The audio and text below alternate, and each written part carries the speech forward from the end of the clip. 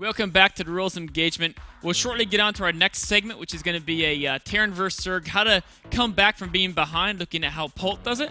But before we get into that, let's talk a little bit about that promotion you just saw. Full Sail University is a great opportunity to get some education experience. They offer programs in, 3D animation, video production, audio engineering, graphic design, all different types of art classes, etc. Everything you need to pretty much get a career in the video gaming industry, both in the production side of video games, or even if you're interested in the esports area. We can see here, you just saw a little intro little animation that went into my show, all that type of stuff. We need people who do that too. In fact, MLG has a full-time employee from Full Sail University, not to mention 2 different interns. So if you're interested at all in any type of the video animation or art side of computer design, or even in esports, go ahead and go to www.fullsail.edu/MLG. You fill out a very, very brief form. It just basically asks you what type of programs you're interested in, what type of time commitment, etc. And you can go ahead and fill that out. They'll send you all the information you need to make a more informed choice about how to progress with your education. It's a cool opportunity. Just go ahead and check it out. It only takes a few minutes. I also want to tell you guys a little bit about, we've got a new YouTube channel. I mean, it's not that new, actually. What's kind of embarrassing, I gotta say, is it's been around for the same length as a Call of Duty YouTube has been out. But look at this. We only have 1,400 subscribers. These Call of Duty guys, they've got 6,400 subscribers. So, Starcraft's kind of slacking, man. And that's something that we've got to change here. There's every single thing that we do here on MLG gets up on YouTube within an hour or two. In fact, there's even some things that we don't air that we throw up onto YouTube. Things like top 5 plays, find them on YouTube. Comments of the day, find them on YouTube. All this type of stuff. Great content coming at you guys every single day of the week. You want to know when anything new comes out? All you got to do, hit that subscribe button, man. It's that easy. And in fact, we've got some beta keys. We decided we're going to stop giving out like candy. We're going to wait until we get 2,500 subscribers, then give out a whole flurry of beta keys, just like what we did earlier when we got 1,000. We threw out a whole ton of them that episode. So once you get 2,500 subscribers, the next several fistfuls of beta keys are going to come flying at you guys. Go ahead, subscribe. Tell your brother to subscribe, your friend to subscribe. Great videos. And if we get that benchmark, we'll throw out a lot more beta keys for you guys. Let's jump into the replay now. And it's going to be the same replay you saw earlier. But this time, it's going to be from Point's point of view. After Demaga has held his aggression so well, and Demaga's at an advantage. Not like a ridiculous advantage, but a pretty good advantage. We're going to talk about how you can make a comeback in TvZ. So first we'll talk about the current situation Polt's in. Then we'll talk about how you can maximize your strengths and minimize your weaknesses to focus on the areas of the game you're doing well in. It's easy to get overwhelmed sometimes when you feel like you're losing in all these aspects, but find the ones you're winning in and maximize those. Then we'll talk about how it's very important to pick your engagements well, especially when you're trying to make a comeback. Let's jump in this game here and talk about the current situation. I'm going to touch on a little bit at the end of the last episode, but if you guys are just joining me or you guys forgot whatever. The situation right now is Polt's third is not yet done. Demaga's is finished. Polt's down by 20 workers, which is pretty significant. And then also the upgrades. Demaga's 2-2 is about 1/4 way done. Polt is only at 1-0, and his second armor upgrade is only 1/4 the way done. So Demaga's got winning in upgrades, he's winning in economy, and he's winning in basically potential economy because he can, well, that's actually Terran's never losing in potential economy because they can always build more orbitals. But he's losing in current economy, and then even army value. Demaga's got the map control here. He's got creep spreading to the third. Polt's in a tough situation right now, basically. So the next thing we're going to talk about is what Polt could do well, basically, to maximize his strengths and minimize those weaknesses. So we'll play out the game here. We'll watch it from Polt's point of view and just watch his camera for a bit as I talk about a few things. One thing is we know what he's behind and ahead in, right? He's behind in army strength. And in fact, he sees that there's a potential attack coming in. So if you're behind in army strength, you need to ensure that your defenses are strong. So how can you do this as a Terran player? Well, let's take a look at his defenses. He's got a depot wall. He's got a tank on the high ground. He can raise these depots. He's got the bio army forward. Why is this forward? Because watch, if you're attacked, he can spread it out and they're doing damage. And they can kite backwards. If Demaga kept running towards the bio, they'd kite backwards. Demaga realized this, tried to go for the worker line, tried to get out of the siege tank range. realized that there was too much DPS from the bio because it was so far forward that he couldn't take it. He had to just basically throw away those banelings. And that's the start of the comeback, is making sure your opponent can't use their army advantage.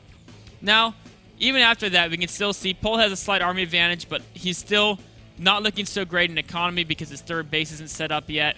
And of course, the upgrades. His 2-2 is finishing up. He's just starting his first second attack upgrade. So he's still not out of the slammer yet, I guess you could say. But what does he have that's going for him? Well, he's got all these medevacs. And medevacs provide him with much greater mobility. And so even though his opponent has basically a stronger army via the upgrades, even after losing to Banings, Damaga's army is still stronger in a straight engagement because of these upgrades. But what Pol can do is he can use his mobility to distract his opponent long enough that he can get his third setup, catch up in economy, and then he can get the great defensive setup going, and then catch up in upgrades as well. These are all the things that he wants to do. So he wants to distract his opponent with drops. So as he fast forward through here, once he feels he can be safe sectioning off units to go for the drops, all of a sudden he's sending one drop to the bottom. The army's in the middle, and in fact, there's another Marine checking for hidden expansions as well. So he's all over the place, making sure his opponent's not getting hidden expansions, and making sure that he has angles where he can get in and do some damage with drop play. Now, of course, there's no massive push hitting the front of Damaga's base, so Damaga should have... Oops, yeah, it has to pick up right there. Damaga should have a backup squad that can deal with this drop, so it shouldn't do too much damage, as we can see here. It's going to get a couple drone kills, but then the Zerglings come in and clean it up. So not too bad. It's getting some damage done, but the most important thing here throughout all this is that he's buying time to get this base set up, equalize and upgrades. In fact, now all of a sudden, instead of being down by 2 or 3 upgrade levels, he's 2-1 versus 2-2, and he's about to get that mech upgrade as well. So strong defense and using mobility to keep your opponent on the defensive, very, very important to getting back in the game. As we fast forward here, the next thing that's important is Terran vs. Zerg often is about the major push out that Terrans like to do. And especially if you're behind in the game. But even if you're not behind in the game, no matter what matchup it is, one thing that's very, very important is to handle your major engagements well. Because you may only get one major engagement per game. So you have to be ready that when it happens, you have to control it very, very, very well. So we can see here, he's very careful.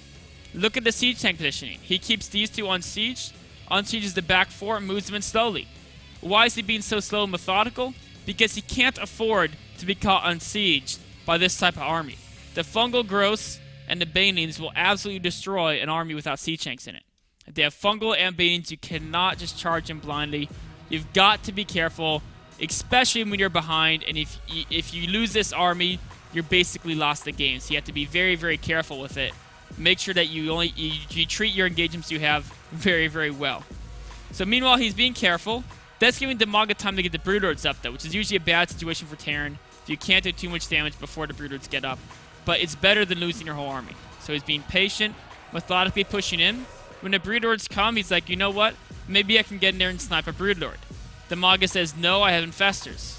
And now he's got to basically lose a bunch of guys. And so that was a little bit of a mistake there, but it was worth a shot. Now he's going to back up. And here's what I think is really, really cool. Is he knows he's got to find a way to make a good engagement happen. And what he does is actually before he, well, so this is actually going to go well for him because the Zerglings aren't protected by the Broodlords quite yet. What's really cool here is as he retreats, there's something that's really awesome I want to show you guys. First, I'm actually going to just, let's actually go into desktop and write this. Oh, we can't do that.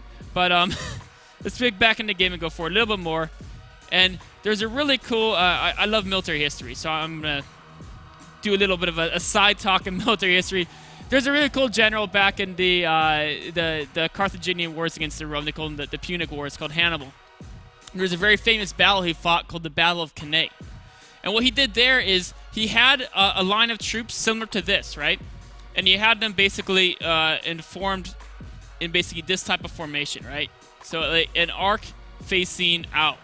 Which, if you talk about how good concaves are and things like that, this is actually not the... Oops, there we go.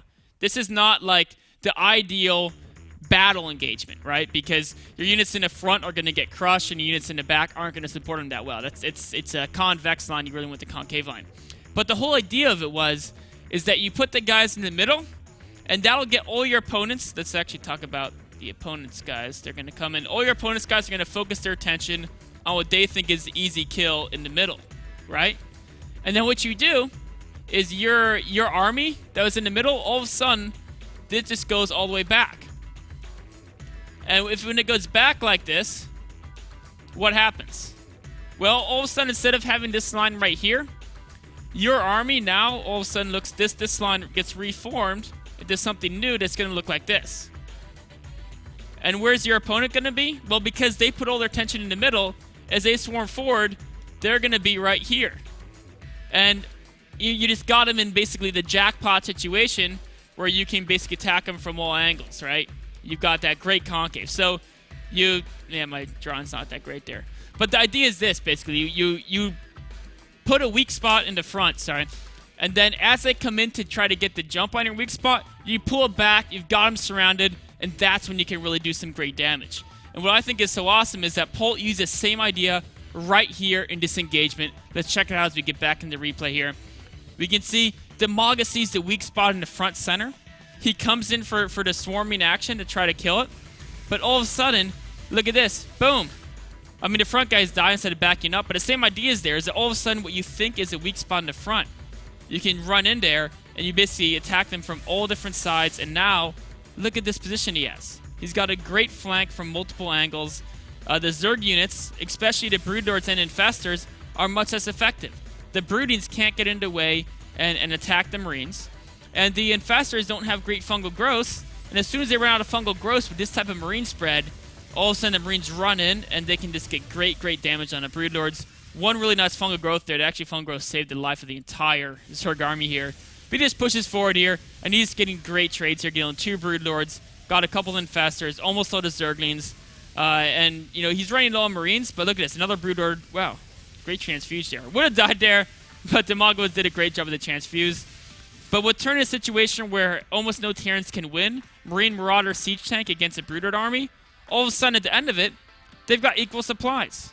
The army value is only slightly in the Zerg's favor. Whereas if we rewind, let's check out. Oops, we're running too far, I think, didn't I?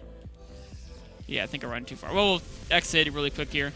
From this position right here, from the Zerg being slightly an advantage, as soon as he gets backed up here, which he's doing in just a second, we can see here the army value in this position is more significantly in the Zerg's advantage, right?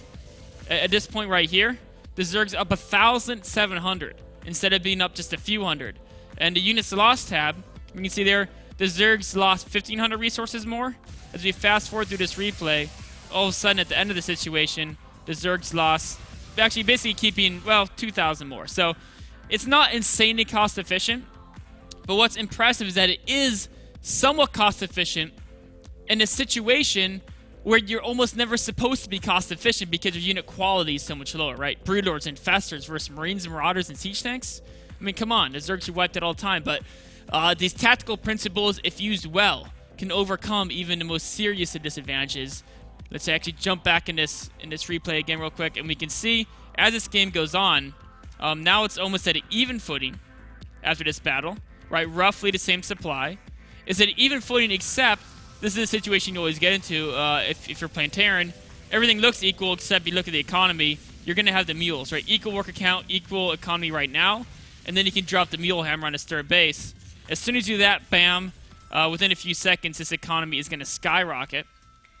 And look at that. So now all of a sudden he's getting way more economy than Zerg. And that's just because you're able to keep it on 3 base versus 3 base by using that mobility to deny expansions. And then even though they have that tech advantage, you handle the engagement well. You pull back when you need to, and you hit them from all sides when you need to. And then the game goes on for another few minutes, but bottom line is Polt wins because he's absolutely amazing at the game, and he knew how to handle that engagement just right. When you're behind, even if you're not behind, but especially when you're behind, you probably only have one major engagement in you. If you lose that engagement, you're going to lose the game.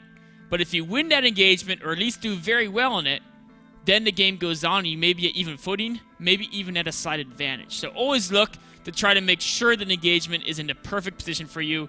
Never get caught on siege. Make sure your concaves are good, or even do that thing that Hannibal and Polt did there, where you set up a fake convex line. They go for the middle, you pull it back, and all of a sudden the tables are turned, and they're the ones who are in the firing spot. wraps up this segment on Terran versus Zerg, a Pult versus Tamago. Take a short break and be right back with a question and answer period. Be sure to tweet me any questions you have at axslav, and I'll answer them in a few minutes.